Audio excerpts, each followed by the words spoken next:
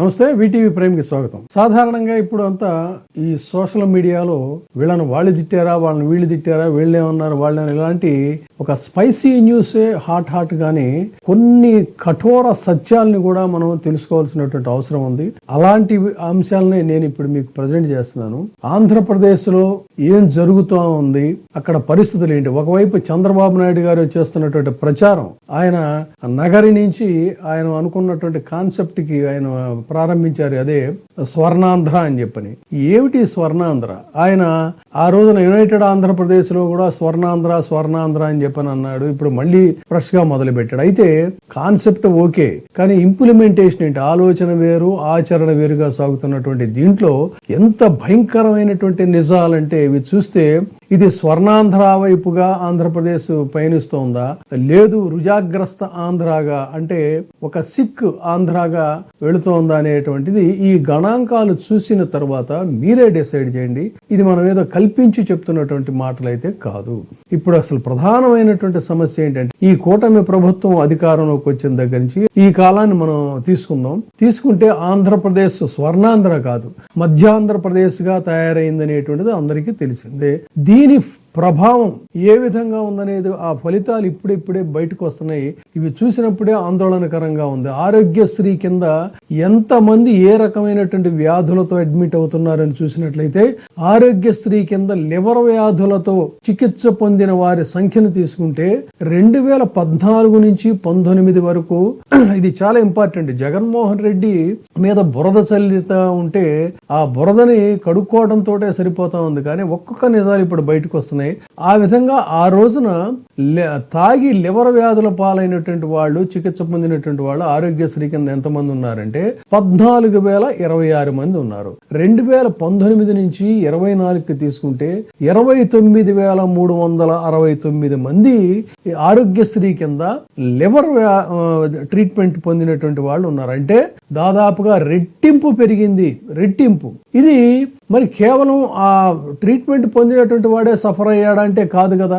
దానివల్ల ఆ కుటుంబం మొత్తం కూడా సఫర్ అవుతున్నటువంటి పరిస్థితి. అంటే వేల కుటుంబాలు ఆరోగ్యం ఛిద్రం అయిపోయి, ఆర్థిక స్థితి చిన్నాభిన్నం అయిపోయి, భవిష్యత్తు తెలియనటువంటి ఒక గందరగోళంలో పడిపోతున్నటువంటి కుటుంబాలు వేల సంఖ్యలో ఉన్నాయనేది చెప్పాలి.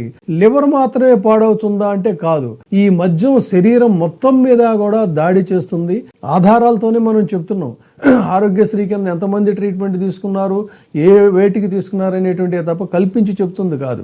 మద్యం కారణంగా పెరుగుతున్నటువంటి ప్రధానమైనటువంటి వ్యాధులు ఏంటి అంటే fatty liver cirrhosis, liver failure, liver cancer, ఇవన్నీ కూడా లివర్ కి సంబంధించినటువంటి వ్యాధులే. ముఖ్యంగా ఎక్కువ శాతం మద్యం సేవించడం వల్ల వచ్చేటువంటివి. తర్వాత సెకండరీకి వెళ్ళినట్లయితే న్యూరోలాజికల్ సమస్యలు, అంటే నరాల సమస్యలు, జ్ఞాపక శక్తి కోల్పోవటం, కాళ్ళు చేతుల్లో వణుకు రావటం, డిప్రెషను, ఆందోళన, మానసికంగా ఒక స్టెబిలిటీ లేకుండా మెంటల్ ఇన్బ్యాలెన్స్ కి గురవటం, దీనివల్ల కూడా కుటుంబాలన్నీ కూడా ఛిద్రం అవుతున్నాయి. ఇవి కాకుండా ఇంకొక ఇదేమిటి అన్నట్టయితే కిడ్నీ సమస్యలు, కిడ్నీ డ్యామేజ్ అవటం, కిడ్నీ సమస్యలు, డయాలసిస్, శాశ్వత వైకల్యం, ఇవన్నీ కూడా ఇవి ఒక రకంగా చెప్పాలంటే మరణ శిక్షతో సమానం అని చెప్తంలో ఏమాత్రం అది చేదుగా ఉన్నప్పటికీ కూడా, కటువుగా ఉన్నా కూడా ఇదే వాస్తవం.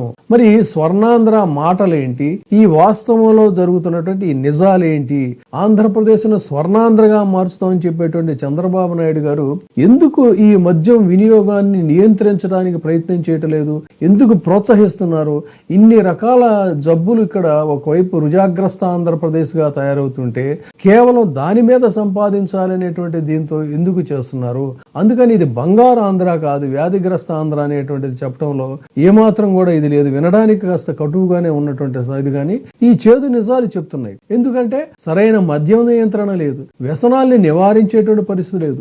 గ్రామాల్లో అంతకుముందు ఒక మద్యపాన నిషేధానికి సంబంధించి ఒక ఇది కూడా ఉండేది శాఖ, అలాంటిది కూడా లేదు. కేవలం గ్రామీణ ఆరోగ్యాలకు సంబంధించి వాళ్ళ యొక్క పట్ల అవగాహన కల్పించే పరిస్థితి లేదు.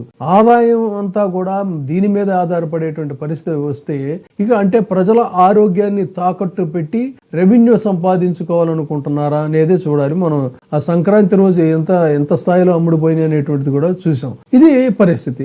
అయితే ఇక్కడే ఇంకొక ఇదేంటంటే అసలు ఎవరు ఇక్కడ గమనించాల్సింది ఏంటంటే వీళ్ళకి ఎంతసేపు బడాబాబులు కనిపిస్తున్నారు, ఆ బడాబాబులకు భూములను కట్టిపెట్టడం, తద్వారా ఆకాశ హర్మ్యాలు నిర్మించి ఇదే గొప్ప ఇదని చెప్తున్నారు. పేద ప్రజలంటే మాత్రం వాళ్ళ కంటికి ఎక్కడా కూడా ఆననేటువంటి పరిస్థితి, వాళ్ళ జీవితాలు కూడా లెక్కలేనటువంటి జీవితాలు. కాబట్టి ఇక్కడ జరుగుతున్నది ఏంటి? మద్యం, వ్యాధులు, పేదరికం, నిరాశ, ఇవి ప్రధాన సమస్యలు. మరి ఈ స్వర్ణాంధ్ర నినాదం ఎవరిని స్వర్ణాంధ్ర వైపు తీసుకెళ్ళాలి? బడాబాబులనా, సగటు జనాలనా?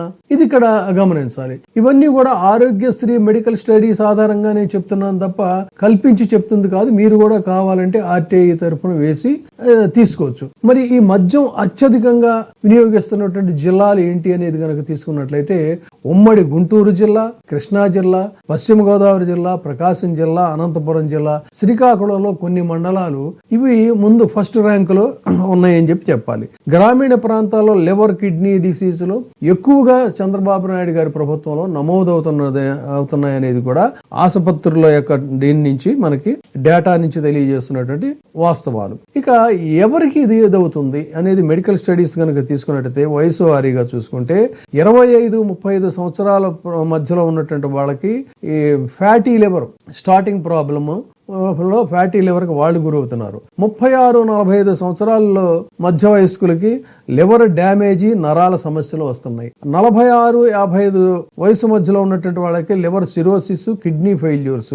56 సంవత్సరాలు దాటినటువంటి వాళ్ళకి మల్టీ ఆర్గాన్ ఫెయిల్యూర్. ఇది మెడికల్ స్టడీస్ చెప్తుంది. అలాగే జెండర్ వారీగా చూసుకుంటే సహజంగా మందు కొట్టే వాళ్ళంతా కూడా వీళ్ళే మగవాళ్లే ఉంటారు కాబట్టి 80-85% అంతా కూడా పురుషుల్లోనే ఈ సమస్యలు ఉన్నాయి. మహిళలు కేవలం 15-20% రకరకాల కారణాలతో వచ్చేటువంటి ఇష్యూస్ అనుకోవచ్చు. తర్వాత వాళ్ళల్లో కూడా ఇంకొక ఆసక్తికరమైనది ఏంటంటే ఈ ప్యాసివ్ ఇంపాక్ట్ అంటారు. ఆ ప్యాసివ్ స్మోకింగ్ అంటే ఏంటి? ఒకళ్ళు పొగ తాగుతా ఉంటే తాగనోడు పక్కన ఉంటే వాడికి కూడా ఎఫెక్ట్ అవుతుంది. ఆ విధంగా ఈ మద్యపానం వల్ల కూడా ఆ ఫ్యామిలీలో ఆ మెంటల్ స్ట్రెస్ కానీ, ఎనిమియా, డిప్రెషన్ ఇలాంటి వాటి వల్ల వాళ్ళు కూడా భాగస్వాములు కూడా జబ్బు పడుతున్నటువంటి పరిస్థితి. ఇక వృత్తుల వారీగా తీసుకుందాం. ఎవరు ఎక్కువగా దీనికి ఇదవుతున్నారు అనేది చూస్తే ప్రమాద స్థాయిలో ఉన్నటువంటి వాళ్ళు ఎవరే అంటే వ్యవసాయ కూలీలు, వీళ్ళు చాలా అత్యధికంగా ఉన్నారు. తర్వాత కన్స్ట్రక్షన్ వర్కర్స్ వాళ్ళు అధికంగా ఉన్నారు. డ్రైవర్లు అధికంగా ఉన్నారు. దానివల్ల పరోక్షంగా ఏం జరుగుతుందనేది కూడా మనం చూస్తున్నాం. ఈ ప్రమాదాలు ఇవన్నీ కూడా ప్రైవేటు ఉద్యోగస్తులు వీళ్ళు కూడా ఒక స్థితిలో వీళ్ళు ఉన్నారు. ప్రభుత్వ ఉద్యోగుల్లో చాలా అతి తక్కువ మంది ఉన్నారు. అసలు లేరంటానికి వెళ్ళదు, తక్కువ మంది ఉన్నారు. ఓవరాల్ గా చూసుకుంటే ఏంటంటే రోజువారీ కూలీలే ఎక్కువగా ఉన్నారు. కాబట్టి ఈ రోజువారీ కూలీలు తాగి వాళ్ళు వాళ్ళ కుటుంబాలు జీవితాలు ఛిద్రమైపోతా ఉంటే, ఇంత దారుణంగా సంఖ్య చూసుకుంటే ఇంత ఆందోళనకరంగా ఇవన్నీ కూడా పెరుగుతూ ఉంటే ఈయన స్వర్ణాంధ్ర ఎలా సాధిస్తారు, స్వర్ణాంధ్ర ఎవరికి అనేది మీరే ఆలోచించండి. దీనికి రిలేటెడ్ గానే ఇంకొక 2 ఆసక్తికరమైనటువంటి వీడియోలు చూస్తున్నాను. ఈ 3 వీడియోలని కలిపి చూస్తే ఆంధ్రప్రదేశ్ లో పరిస్థితులు ఏంటి, ఎలా ఉన్నాయి అనేది. ముఖ్యంగా జోగి రమేష్ ఒక ఆసక్తికరమైనటువంటి కామెంట్ చేశాడు. ప్రభుత్వ ఆసుపత్రుల్లో అసలు మందుల కొరత అనేటువంటిది చాలా అత్యంత భయంకరంగా ఉంది. ఆ కఠోర సత్యాల గురించి కూడా చెప్తాను. జోగి రమేష్ చెప్పినటువంటి పాయింట్ ని బేస్ చేసుకుని నేను ఇది సమాచారాన్ని సేకరించాను.